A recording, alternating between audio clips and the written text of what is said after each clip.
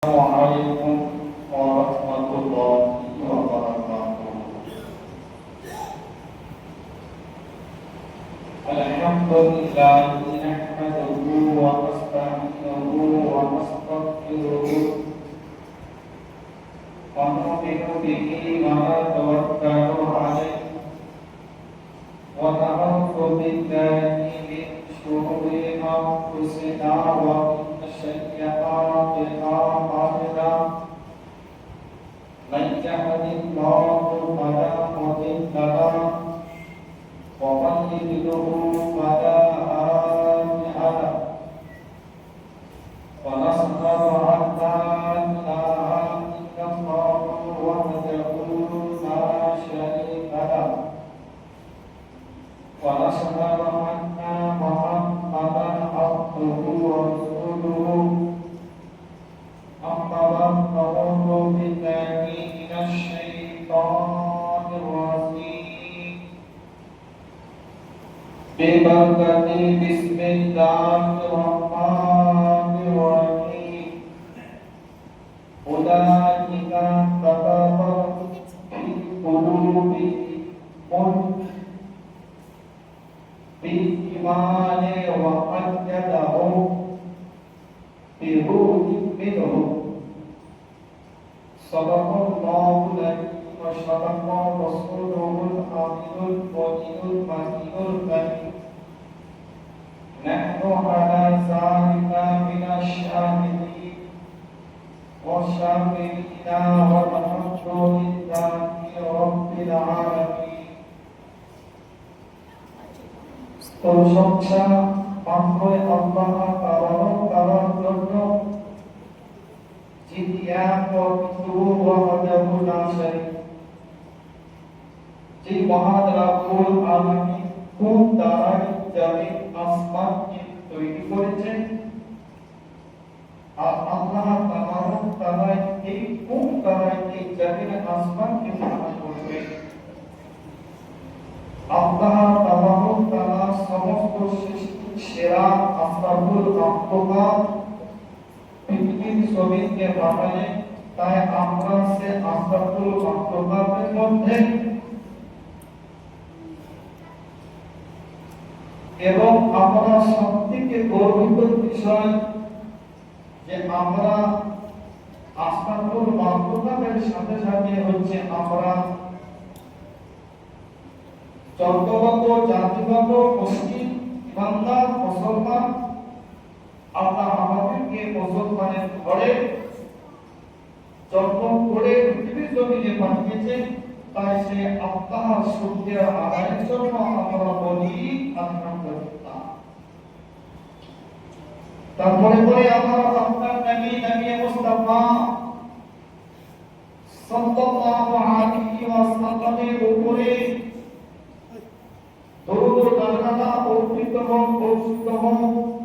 সেই রাসূল, যেই রাসূলের আমরা দিনে রাতে হাদিসে কোরআনে মাহফিলে যেনার নাম নেওয়া হয় না, সে নামে ইসলামী মুহাম্মদ রাসূলুল্লাহ সাল্লাল্লাহু আলাইহি ওয়াসাল্লামের উপরে সালাত ও সালাম বর্ষিত হোক। আমরা সবাই মিলে একবার বলি আল্লাহুম্মা আমিন। বেরাদার মিল্লাত ইসলামিয়া, আল্লাহ রাব্বুল ইজ্জাত জাল্লা জালালুহু ওয়া রাব্বা আলাহু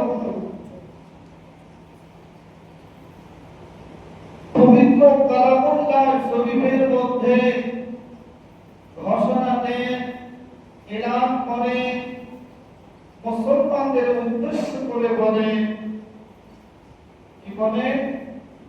উলাইকা কাতাবা ফি কুলুবিহিম বিল ঈমান বিরূহি মিনহু।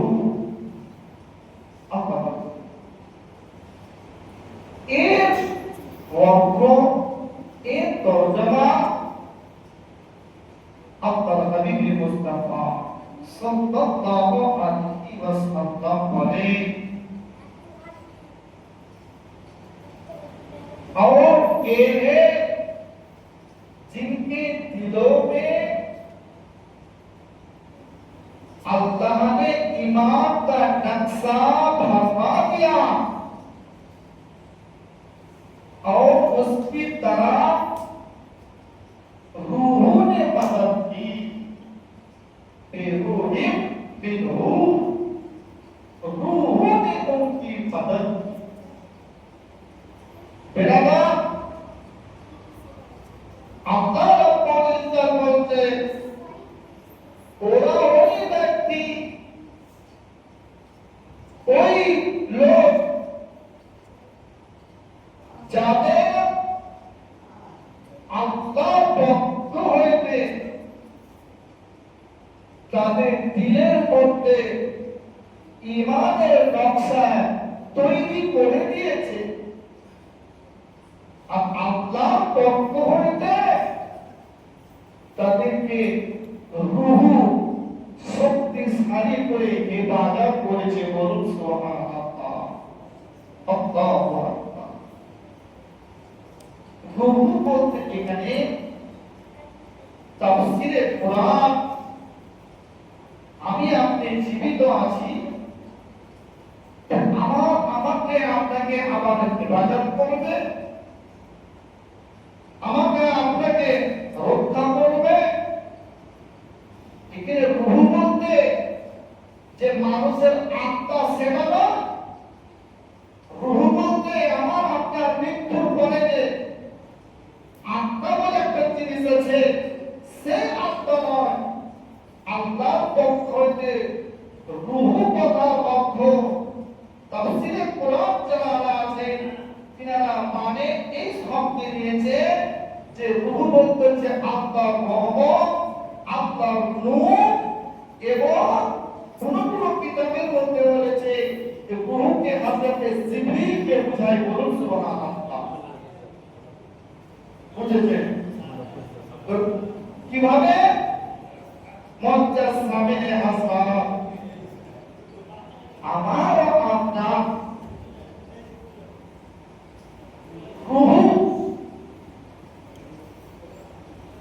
অন্তর যে কাল যে নকশা আল্লাহ পাক তৈরি করেছে সেটা প্রত্যেকের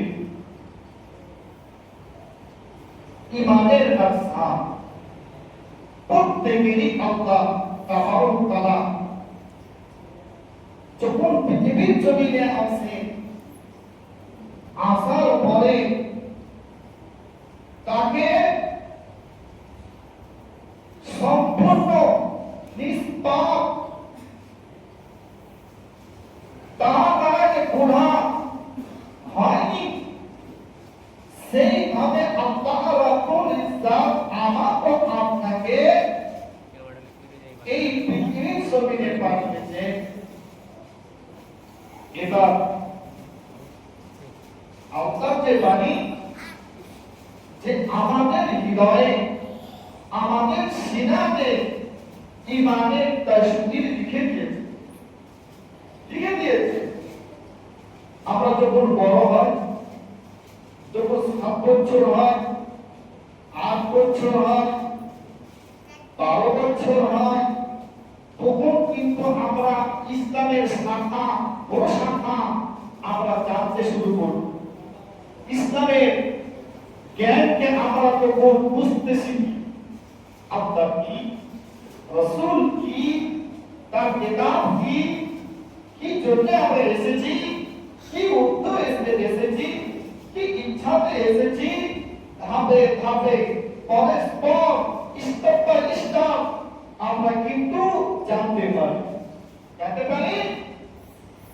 তো জানতে জানতে কিছু মানুষ পথভ্রষ্ট হয়ে যায়, জানতে জানতে কিছু মানুষ গুমরাহ হয়ে যায়, আর কিছু মানুষ জানতে জানতে আল্লাহর নবীর বান্দা হয়ে যায়। জানতে জানতে একজন 5 বছরের শিশু ইসলাম সম্পর্কে তার জ্ঞান নেই, কিন্তু তার হৃদয় ইসলাম, তার ঈমান ইসলাম।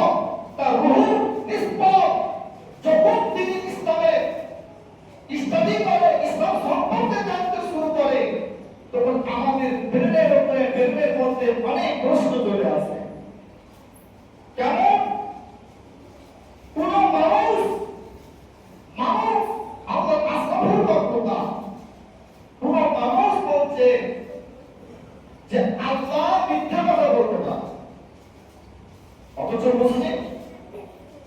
মুসলিম, কোন ব্যক্তি বলছে নামাজে দাঁড়াতে গিয়ে মোস্তাফার নাম যদি সমাজে যদি চলে আসে তাহলে বলছে নামাজ ভঙ্গ,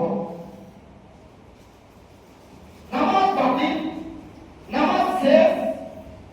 এরা কারা? এরা আমাদের মধ্যে বাবু কোরআন পড়া, হাদিস পড়া, গবেষণা। কিন্তু কি বললাম, কিছু মানুষ কোরআন পড়ে আপনারা নেককার হয়ে যান, আবার কিছু মানুষ কোরআন পড়ে অভ্যস্ত হয়ে যান। বেরাদার, এমন মানুষ বলছে যে নাবির জ্ঞান অতটাই ছোট, শয়তানের জ্ঞান বড়। যে শয়তান আমাকে আপনাকে অভ্যস্ত করে, তার ক্ষমতা, তার জ্ঞান হচ্ছে অধিক। কি করে জানতে পারবো, কি করে বুঝবো? এই বাংলা চোখে বই পড়ে না,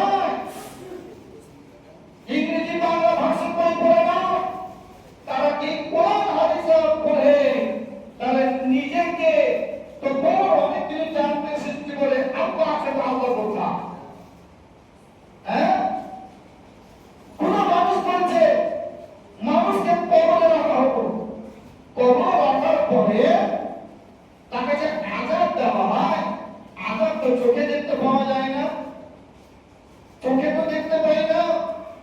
এই যে প্রশ্ন একটু দেখতে গেলে হাজার প্রশ্ন এই সমাজে আছে মুসলমানদের মধ্যে। তো মহান রব্বুল আলামিন জাল্লে জালালুহু ওয়া আলালুহু যুগে যুগে এরকম ব্যক্তিদেরকে সাহিত্য করার জন্য, এদেরকে জবাব দেওয়ার জন্য, এদেরকে উত্তর দেওয়ার জন্য 100 বছর পর একটি করে মুজাহিদ আছে, তাদেরকে সঠিক উত্তর দেওয়ার জন্য ব্যবস্থা উত্তর দেওয়া। আজকে বর্তমানে প্রত্যেকটি মাদ্রাসাতে ইলমে দ্বীন শিক্ষা দেওয়া হয়। ইলমে দ্বীন শিক্ষা এটা নিচু জাতির শিক্ষা না, এটা গরিবদের শিক্ষা না, এটা এতিমদের শিক্ষা না, এটা শিক্ষা হচ্ছে প্রত্যেক মুসলমান নর নারীদের, প্রত্যেক নর নারীদের। কিন্তু এই শিক্ষা আমরা গুরুত্ব, আমাদের ব্রেন সেন্স কাজ করে যে এই শিক্ষা শুধু এতিম ঘরের বাচ্চারাই পড়ে, মিডল ক্লাসের ছেলেমেয়েরাই পড়ে, উঁচু শ্রেণীর ব্যক্তিরা এই শিক্ষা অর্জন করে না। কিন্তু আল্লাহ বলছে কোরআনের মধ্যে যে হে মুমিন মুমিনা, আমি তোমাদের জন্য ইলম শিক্ষা দেওয়া ফরজ করেছি।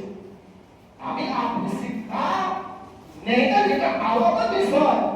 আমি আপনি বলছি শিক্ষাটা এতিমদের, গরিবদের, মিডিল ক্লাসের, এটা আপনার শেষ। কিন্তু আপনার কোরআন বলছে এই শিক্ষা প্রত্যেকেরই দরকার, প্রত্যেকের ভিতরে থাকা দরকার। এই জন্য এই শিক্ষা আমাকে আপনাকে ভ্রষ্ট থেকে, গুমরাহ থেকে, ওসির কাজ থেকে, কুকর্ম থেকে, দুনিয়ার কেউ আপনাকে হেফাজত করতে পারবে না। ইলমে দ্বীন একমাত্র সংস্থা, একমাত্র সাবজেক্ট যে আল্লাহ পাক এর দ্বারাই আপনাকে রাস্তা আল্লাহর কাছ থেকে পৌঁছে দেয়। সুবহানাল্লাহ। আপনি আল্লাহ যে এক, এই কথা কোন পৃথিবীর বুকে কোন কেতাবের মধ্যে পাবে না, এর দলিল করতে পারে না। আল্লাহ রাসূল যে আছে, এক রাসূল শেষ নবী, কোন পৃথিবীর কোন কেতাবের মধ্যে পাবে না। এই কথা একমাত্র ধর্মের কেতাবে, ইলমের কেতাবের মধ্যে পাওয়া যাবে যে আমি আপনি আল্লাহকে দিয়ে এক করছি। এর দলিল কথা, এর দলিল কথা। এই বেলাটা আমি দাওয়াত ইসলাম দেয়া, আমি আপনি তো সেখানে নার্ভাস হয়ে যাবো। উত্তর দিতে পারবো না, দলিল দিতে পারবো না, আল্লাহ আসল আসিল কথা। হ্যাঁ, বলতে পারবে এই প্রশ্ন তখন আপনার প্রেমকে বশ করে দিবে, আপনার ইলমকে ছিনিয়ে দিবে, আপনাকে পথভ্রষ্ট করে দিবে, তখন হয়ে যাবেন আপনি নাস্তিক। আল্লাহ তো আছে কথা, আল্লাহ তো নাই। আল্লাহ তো কোথায় আছে? আল্লাহ তো চোখে দেখিনি। এই বেড়া এই উত্তর কিন্তু আপনার নাই, কিন্তু একজন মিডিল ক্লাসের মাদ্রাসায় পড়া ছাত্র, একজন মিডিল ক্লাসের একজন স্টুডেন্ট, তাকে জিজ্ঞাসা করা হয় আল্লাহ কোথায়? আমার কাছে উত্তর পেয়ে যাবেন আল্লাহ কোথায়। মজ্জাজ সামিনে হাজরাত, আজকে আমাদের বর্তমান যুগে, বর্তমান সমাজে সুবহানাল্লাহ ঈমান নিয়ে খুব মুশকিল। ঈমানকে রক্ষা করা খুব মুশকিল, ঈমানকে হেফাজত করা খুবই কঠোর। নামাজে অন্তত কঠোর নেই, নামাজ সবাই পড়ছে, কিন্তু নামাজের পড়ার নিয়ম কুল্লি কায়দা ভিত্তিতে এক আল্লাহকে সিজদা, এক আল্লাহর উপাসনা করতেছে। হে বাবা, নামাজ কিন্তু ঈমানের উপরে টিকে আছে। ঈমান কিন্তু নামাজের উপরে টিকে নেই। ঈমান যদি থাকে তাহলে নামাজ আপনার ঠিক, ঈমান নাই তো আপনার নামাজ নাই। এই বাবা, তাই মহান রব্বুল আলামিন বলছে, আমি প্রত্যেক মানুষের হৃদয়ে ঈমানের তাসবিহ লিখে দিয়েছি, তাসবিহ পয়দা করে দিয়েছি। যারা এই ঈমানের তাসবিহকে ইবাদত করতো, আল্লাহ রাব্বুল ইজ্জত বলছে, আল্লাহর নূর দ্বারায়, রহমত দ্বারায়, আল্লাহর জিবরিলের দ্বারায় ওই ব্যক্তিকে ইবাদত করবে, শক্তিশালী কে আল্লাহ রাব্বুল ইজ্জতের একটা ভাবনা। মজ্জাজ সামিনে হাজরাত, আজকে আমি আপনি নামাজ পড়ছি, নামাজ পড়ার পরও দেখছি আমাদের পরিবর্তন নেই। তাই বলে কি আপনি নামাজের দোষ দিলেন? হ্যাঁ, নামাজ পড়ছি তাহলে কি পরিবর্তন নেই? দোয়া করছি ইমামের পিছনে, রব্বানা আতিনা ফিদ দুনিয়া, হে আমার রব তুমি আমাকে হেদায়েত করো আখিরাতে এবং দুনিয়াতে। হ্যাঁ, আপনি দুনিয়াতে ভালাই চাইছেন, পাঁচ ওয়াক্ত নামাজ পড়তে, তার কাছে আপনি ভালাই হয় না কেন? মজ্জাজ সামিনে হাজরাত, আপনার হৃদয় ঈমানের তাসবিহ এখনো জাগেনি। এটাকে আপনি ধীরে ধীরে নষ্ট করে দিয়েছেন, ধীরে ধীরে আপনি কালো করে দিয়েছেন। সেখানে কি করে আপনি রব্বানা আতিনা ফিদ দুনিয়া দোয়া করছেন, তারপর দেখছেন আপনি পথভ্রষ্ট, গুমরাহ, ডুবে আছে। কোনভাবে মুসলমান সারা জীবন জন্ম থেকে নিয়ে আজ পর্যন্ত আমরা কোনদিন কোন সময় মাদ্রাসাতে যাই, কোন আলিমের পাশে বসে কোন শিক্ষা অর্জন করে, কোন হাজী সাহেবের কাছ থেকে কোন তাদের কাছে শিক্ষা আমরা নেইনি। জানলে ওয়ালা ব্যক্তির কাছে কখনো আমরা বসে নিজের কিছু সমাধান করিনি। হঠাৎ করে যদি কোনো ব্যক্তি যদি এসে নামাজ পড়ে, হঠাৎ করে এসে যদি মসজিদে এসে নামাজ শুরু করে, তো তার জিন্দেগি কিভাবে পরিবর্তন হবে? কি করে আল্লাহ পাক তার হৃদয়ের মধ্যে ঈমানকে আবার উজ্জীবিত জাগাবে? মজ্জাজ সামিনে হাজরাত, মহান রব্বুল আলামিন বলছে, নামাজ তো আল্লাহ পাওয়ার একটি রাস্তা, জারিয়া, একটা প্ল্যাটফর্ম, যে তোমাকে গন্তব্যস্থানে পৌঁছে দিবে। গন্তব্যস্থানে পৌঁছে থেকে আমাকে অনেক কিছু কাজ করতে হবে। যেমন আমি যদি এখন আজমির শরীফ যাই, আমার কয়েকটি স্টপ দরকার। কেমন? আমাকে ওয়ালদানের টিকিট কাটতে হবে, টাকা পেমেন্ট করতে হবে, চলাচল গাড়িতে চলতে হবে, ট্রেনে, তারপর আমি গন্তব্যস্থানে পৌঁছাবো। আমার মতো করে চলে যাবো না? হ্যাঁ, তো আমি শুধু গন্তব্যস্থানের কথা ভাবছি, আজকে যাব, আমি উড়িষ্যা যাব, কিন্তু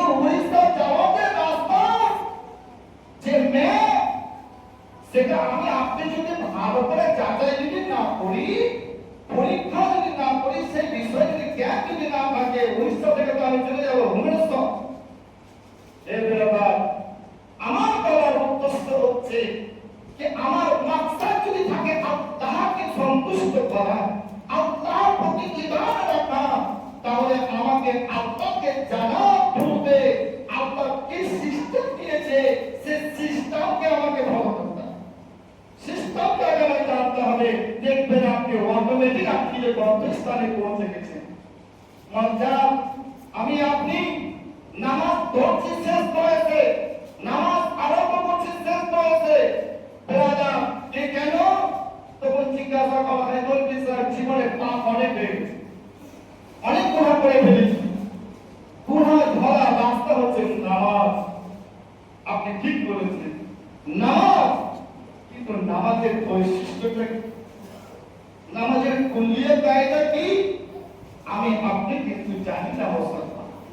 তাই মহান আব্দুল আলামিন বলছে, আমি আপনার হৃদয়ের মধ্যে, সিনার মধ্যে ঈমানের তাসুর রেখে দিয়েছি। এটা যাচাই করার, তুমি কিভাবে ঈমানকে রক্ষা করবে, কিভাবে তোমাকে হেফাজত করবে, তুমি কি করে ঈমানকে সামলাবে। আমি সুরপুস্তা ফাঁসি তুমকে কোই জমিনে পাঠালাম, সাহাবী বিকরামকে পাঠালাম, হাজার সিদ্দিককে পাঠালাম, যুগে যুগে আল্লাহর ওলিদেরকে পাঠালাম। আরে তারপরেও আমার আপনার ঈমানকে হেফাজত করার জন্য, গাইড করার জন্য সুবহানাল্লাহ যুগে যুগে মাদ্রাসাতে শিক্ষা দেওয়া হয় আমার আপনার জন্য। হে মানুষ, যদি গুমরাহ করতে যায়, আমরা সবাই কিন্তু মাদ্রাসায় পড়তে যাই না, গ্রাম থেকে একজনা পড়তে যায়, সর্বফলের মধ্যে একজনা পড়তে যায়। কি উদ্দেশ্যে? হে বেরাদার, একটাই উদ্দেশ্যে যে আমার গ্রামের লোক, পাড়া লোক, প্রতিবেশী লোকের গুমরাহ করতে না, গুমরাহ করতে না হয়।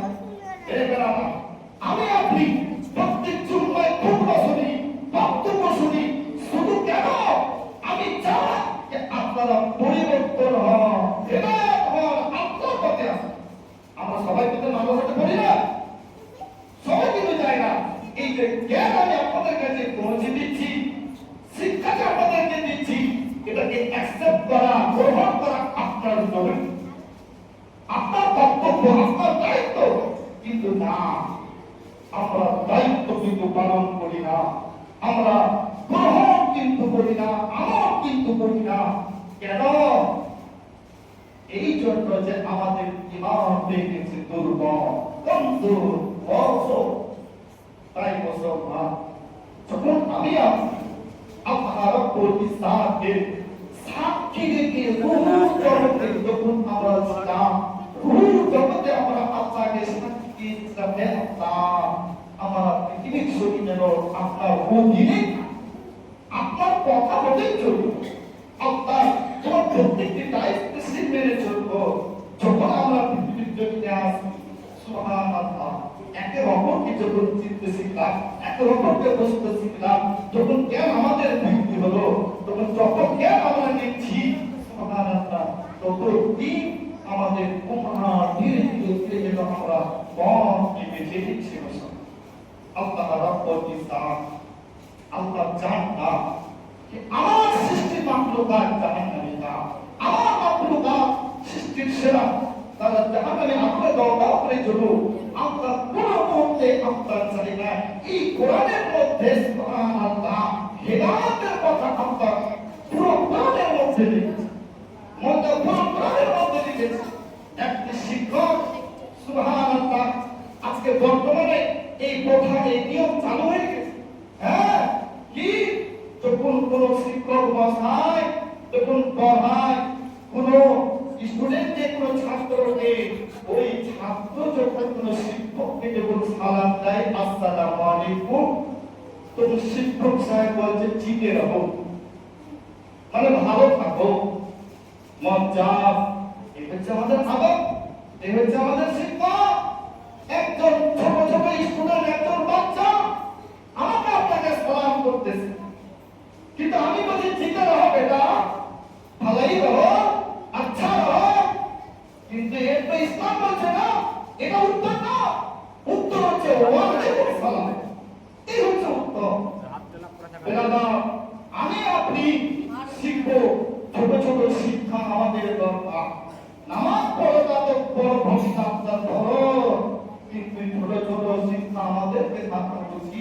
তাহলে আমরা ছোট ছোট জিনিস যখন বিদ্যুৎ হয়ে যাবে শুধুমাত্র জ্ঞান যখন জানতে পারবে, তখন পুরো আমল আপনার পক্ষে কঠিন না, অতি সহজ।